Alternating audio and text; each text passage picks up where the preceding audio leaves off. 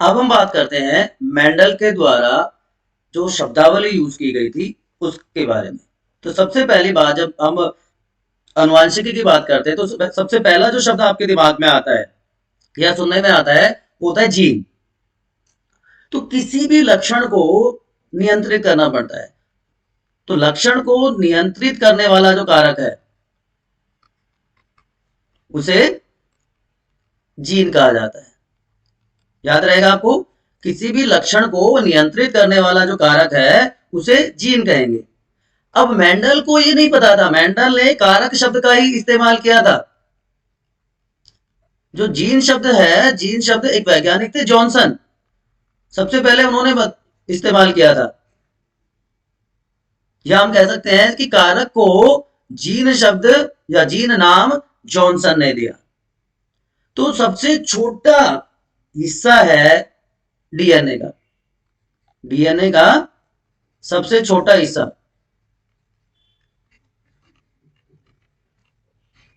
Smallest DNA segment, जो कि आनुवांशिक लक्षणों को प्रदर्शित करने में सहायता करता है, जीन कहलाता है। ठीक है, याद रहेगा आपको, याद रहेगा।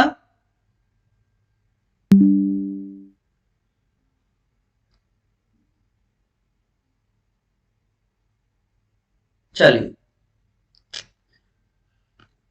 उसके बाद दूसरा जो शब्द आता है सब उसमें, वो है युग्म विकल्पी। दूसरा शब्द जो आता है युग्म विकल्पी। अब किसी भी लक्षण को प्रदर्शित करेंगे, उसको नियंत्रित करने के लिए जीव के दो विपर्यासी स्वरूप होते हैं। एक हमारे पास लक्षण है, उसको नियंत्रित करना है। नियंत्रित किसके सहायता से होता है? जीन की सहायता से। ठीक, जीन उसको नियंत्रित कर रहा है। अब इस जीन के दो स्वरूप होते हैं। तो जीन के दो कौन से स्वरूप? विप्रयासी स्वरूपों का युग्म, वो क्या कहलाता है? युग्म विकल्पी। तो जीन और युग्म विकल्पी, हमने दो शब्द अभी तक डिस्कस किए हैं। उसके बाद तीसरा शब्द जो आ जाता है समयुग्मकी।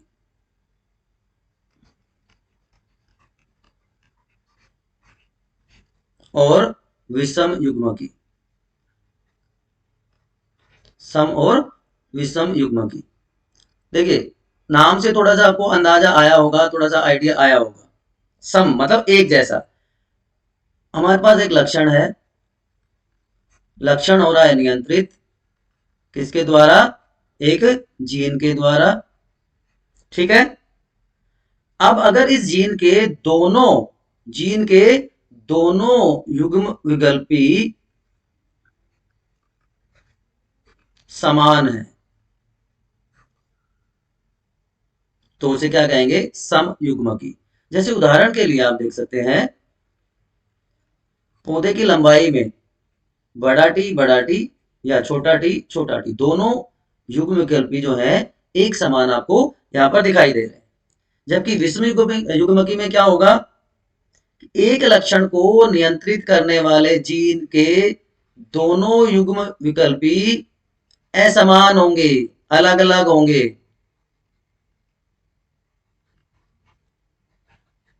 तो उसे विषम युग्मकी कहा जाता है। जैसे इसका भी उदाहरण आप ले सकते हैं इसी तरह से, बड़ा टी और छोटा टी, ये विषम युग्मकी हो गए। याद रहेगा आपको, सम और विषम युग्मकी। अगला, उसके बाद बात आती है लक्षण प्रारूप और जीन प्रारूप। लक्षण प्रारूप को क्या कहते हैं? फिनोटाइप। जीन प्रारूप को कहा जाएगा जीनोटाइप। तो फिनोटाइप क्या होता है और जीनोटाइप क्या होता है? देखिए, मान लो आप एक पेड़ देखते हो, एक जानवर देखते हो, तो देखने के आधार पर आप क्या कह सकते हो? ये लंबा है, छोटा है, मोटा है, काला है ना? सिर्फ देखने से अगर उसके बारे में बता पाए हम तो वो क्या कहलाएगा? उसका फिनोटाइप या लक्षण प्रारूप। जीव के बाह्य लक्षण का अध्ययन, study of external features of an organism, that is known as phenotype. ठीक है, कि हम कह देते हैं कि भाई लंबा पौधा है। अब लंबे पौधे में दो संभावनाएं हैं। कौन सी दो संभावनाएं होंगी, बता सकता है आप में से कोई? बता फटाफट कमेंट सेक्शन में लिख के बताइए अगर आप बता सकते हैं तो। वो समयुग्मकी भी हो सकता है और विषम युग्मकी भी हो सकता है। लेकिन ये हमें नहीं पता, क्योंकि हम बाहर से देख रहे हैं। सिर्फ हम सिर्फ क्या कहेंगे कि भाई लंबा पौधा है, बहुत लंबा है, एक लंबा है, एक छोटा है, सिर्फ यही कह सकते हैं हम। लेकिन अगर उनके जीन्स का अध्ययन किया जाए और उसके आधार पर बताया जाए, study of genotype of organism, genetic constitution of organism, genetic makeup का अगर अध्ययन करें तो क्या कहलाएगा? जीनोटाइप। अब हम कह सकते हैं ये लिखेंगे तो क्या कहा जाएगा? समयुग्मकी है। ये लिखेंगे तो बता सकते हैं हम विषम युग्मकी है। दोनों ही लंबे हैं, लेकिन ये समयुग्मकी लंबा है, ये विषम युग्मकी लंबा है। ये सिर्फ जीन प्रारूप से पता चलेगा, जीनोटाइप से ही पता चलेगा। ठीक, ओके। अगली टर्मिनोलॉजी, प्रभावी और अप्रभावी लक्षण, डोमिनेंट एंड रिसेसिव कैरेक्टर। प्रभावी हो गया डोमिनेंट, अप्रभावी लक्षण हो गया रिसेसिव। ये क्या होता है? आपने देखा है कि पहली पीढ़ी में F1 में, या छोड़िए पहली पीढ़ी में छोड़िए, कुछ लक्षण जो बच्चों के होते हैं वो दिखाई दे जाते हैं, कुछ लक्षण दिखाई नहीं देते। यह सिंपल सी बात है, आपकी क्लास में मान लो 50 बच्चे हैं, एक बच्चा है जो टॉपर होता है, दूसरा सेकंड आता है, थर्ड आता है। ठीक, तो जब तक वो पहला वाला बच्चा रहेगा जो फर्स्ट आता है, दूसरा अपना प्रभाव नहीं दिखा पा रहा, तो इसका मतलब पहला तो क्या हो गया? प्रभावी, और दूसरा क्या हो गया? अप्रभावी। लेकिन अगर पहला नहीं होगा, उस दिन मान लो टेस्ट हुआ और बच्चा एब्सेंट है, तो कौन फर्स्ट आया फिर उसकी जगह? जो सेकंड नंबर पे आता है। तो उसकी एब्सेंस में, उसके ना रहने पर जो अपना प्रभाव दिखा दे, वो क्या हो गया? अप्रभावी लक्षण। ठीक है, तो वह लक्षण जो पहली पीढ़ी में अपने आप को अभिव्यक्त कर देता है, F1 में पहली पीढ़ी में अपने आप को अभिव्यक्त कर दे,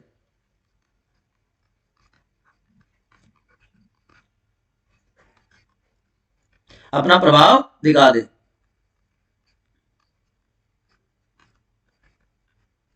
तो क्या हो जाएगा? प्रभावी लक्षण। ठीक है, जैसे हमने कैपिटल टी स्मॉल टी लंबाई के लिए ये क्रॉस करवाया, ये गैमेट्स बने, और पहली जो पीढ़ी बनी विषम युग्मकी जो बने पहली पीढ़ी में सारे, वो सारे के सारे कैसे होंगे? विषम युग्मकी लंबे। तो इसका मतलब लंबाई ने अपना प्रभाव दिखाया, जो बोनापन था वो अपना प्रभाव नहीं दिखा पाया। तो ऐसा लक्षण जो पहली पीढ़ी में अपना प्रभाव नहीं दिखा पाता, वो क्या कहलाएगा? अप्रभावी लक्षण। और जो अपना प्रभाव दिखा देगा वो प्रभावी लक्षण। ये लक्षण दोहरी अप्रभावी, डबल रिसेसिव कंडीशन में ही अपना, दोहरी अप्रभावी स्थिति में ही, डबल रिसेसिव कंडीशन में ही अपना प्रभाव दिखाएंगे, अवस्था में प्रभाव दिखाते हैं। अगर मैं ये लिख दूं तो ये क्या होगा? बोना होगा। तो इसका मतलब बोनेपन ने अपना प्रभाव दिखाया, लेकिन कब? जब दोहरी अप्रभावी अवस्था है, अदरवाइज वो अपना असर, अपना प्रभाव नहीं दिखा पाता है। समझ रहे हैं आप लोग? चलिए, उसके बाद हम बात करते हैं एकल संकरण और द्विसंकरण। एक संकर संकरण और द्विसंकर संकरण, मोनोहाइब्रिड एंड डाइहाइब्रिड क्रॉस। नाम से आपको आइडिया आ जाएगा, मोनो एंड डाई। मोनो का मतलब क्या होता है बच्चों? मोनो का मतलब होता है एक, सिंगल, है ना? मोनो का मतलब एक, कि अगर एक बार में एक लक्षण का अध्ययन किया जाए तो वो मोनोहाइब्रिड या एक संकर संकरण हो गया। एक बार में दो लक्षणों का अध्ययन हो तो वो डायहाइब्रिड क्रॉस हो गया या द्विसंकर संकरण हो गया। यहां तक कोई कंफ्यूजन है तो आप मुझे बताओ। एक संकर और द्विसंकर, कोई समस्या नहीं है। तो ऐसा संकरण जिसमें एक लक्षण की वंशागति का अध्ययन किया जाए एक संकर संकरण कहलाता है। उदाहरण के लिए पौधे की लंबाई, पौधे की लंबाई या हमारी आंखों का रंग, बालों का रंग, कोई भी उदाहरण आप ले सकते हैं। द्विसंकर संकरण में क्या हो जाएगा कि मान लो पौधों की लंबाई के साथ साथ बीज का आकार भी ले लिया जाए तो एक साथ दो लक्षण हो गए ना। या आंखों के रंग के साथ साथ बालों के रंग का भी अध्ययन किया जाए वंशागति देखने के लिए, या कोई और लक्षण ले लिया जाए तो एक बार में दो लक्षण वंशागति के लिए अगर उनका अध्ययन किया जाता है तो वो द्विसंकर संकरण कहलाता है। एक करेंगे तो एक संकर, दो करेंगे तो द्विसंकर। यहां तक कोई कंफ्यूजन है तो प्लीज एक बार बताएं मुझे। कोई समस्या नहीं है? बहुत अच्छी बात है, बहुत अच्छी बात है अगर कोई आपको प्रॉब्लम नहीं है। अब दो चीजें और करते हैं, देखिए। पश्च संकरण, जिसको बैक क्रॉस कहा जाता है, और एक है परीक्षण संकरण, जिसको हम कह देंगे, परीक्षण का मतलब क्या होता है? Test. So test cross, back cross and test cross बहुत इंपॉर्टेंट है, बहुत महत्वपूर्ण होते हैं। क्यों? देखिए, फर्स्ट संकरण की पहले हम बात करते हैं कि जो पहली पीढ़ी है, F1 जनरेशन है, पहली पीढ़ी का दोनों जनकों में से किसी के साथ भी, मान लो हमने पौधे की लंबाई का अध्ययन किया तो पौधे की लंबाई में हमने दो चीजें दी, लंबा या बोना। लंबे के लिए हमने बड़ा टी और बोने के लिए छोटा टी, है ना। इनका संकरण करवाया तो गैमेट्स बने, इधर से बड़ा टी इधर से छोटा टी, और ये दोनों मिलके विषम युग्म की लंबा पौधा बनाते हैं। ठीक, ये पहली पीढ़ी होगी, F1 जनरेशन होगी। अब इस F1 जनरेशन को, पहली पीढ़ी के जो ऑर्गेनिज्म है, उनको किसी भी जनक के साथ, इसको किसी भी जनक के साथ अगर हम इसके साथ करवा दें या इसके साथ करवा दे, किसी के भी साथ करवा दे, वापस से संकरण उसका क्रॉस करवा दे तो उसे बैक क्रॉस या पश्च संकरण कहा जाएगा। याद रहेगा कि जो पहली पीढ़ी के जीव हैं उनका किसी भी जनक के साथ वापस से संकरण करवाना पश्च संकरण कहलाता है। और परीक्षण संकरण में क्या होगा? सारी चीजें सेम है, सिर्फ यहां पर आके बदलाव है कि जो पहली पीढ़ी है, F1 जनरेशन है, उसका उसका किसके साथ? अप्रभावी लक्षण प्रारूप वाले जनक के साथ, डबल रिसेसिव, पहली पीढ़ी का अप्रभावी लक्षण वाले जनक के साथ, पहली पीढ़ी के की संतति का अप्रभावी लक्षण वाले जनक के साथ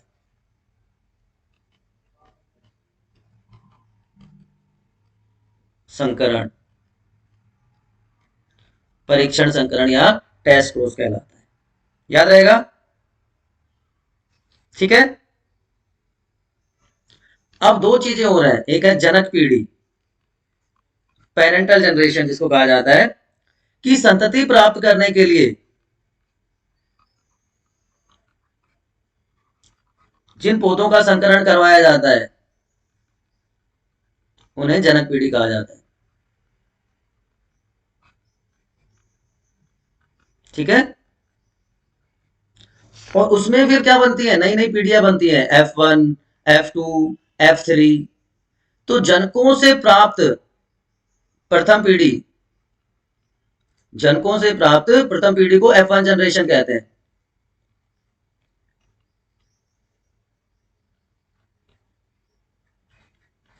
F1 होगी। F2 क्या हो जाएगी? F1 के संकरण से प्राप्त संतति।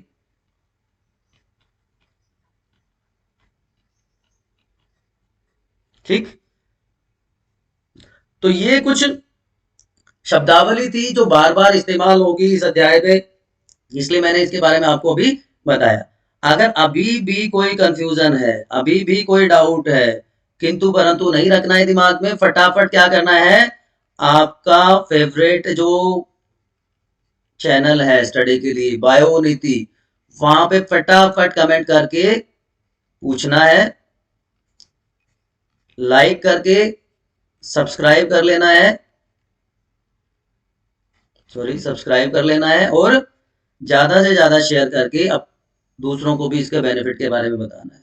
नोटिफिकेशन बेल अगर ऑन रहेगी तो आपको अपने आप ही पता चल जाएगा कि नया वीडियो आ गया, नया टॉपिक सर ने बता दिया। तब तक पढ़ते रहिए।